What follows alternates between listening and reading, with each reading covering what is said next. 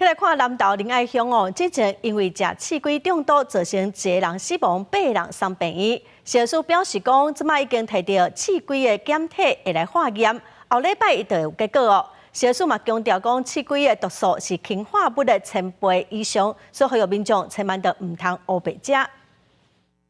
南投仁爱乡一间小吃店进前发生民众食刺龟中毒案件，造成1人死亡，8人送医救治，是这几年来上严重的刺龟集体中毒的事件。小署伫早起证实已经收到相关的检体，会进一步分析刺龟品种、甲伊毒性，内部清楚案情。已经着手进行检验，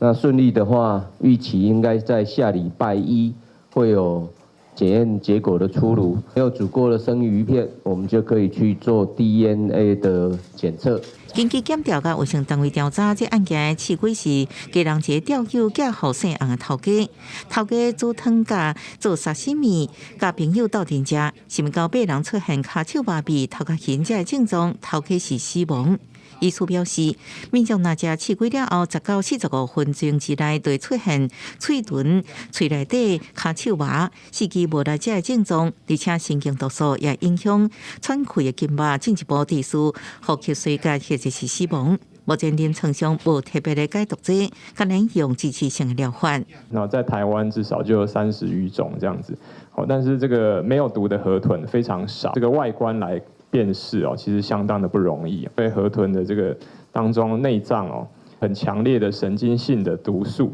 好，它毒性哦，化钠这种剧毒相比哦，毒性甚至达到它的1000倍以上。透过加热、烹调也没有办法把毒素破坏。小署表示，国内食安法第15条有规定，食品或者是食品添加物、有毒或者是含有害人体健康的物质或者是异物，并制作、加工、调配或者是作为正品才规定。外界关心，是毋是有规划照日本处理刺龟用证照制度？目前食安法并无授权针对特定产品要有证照才能处理，而且牵涉受法要各收集意见，进一步来讨论。记者综合报道。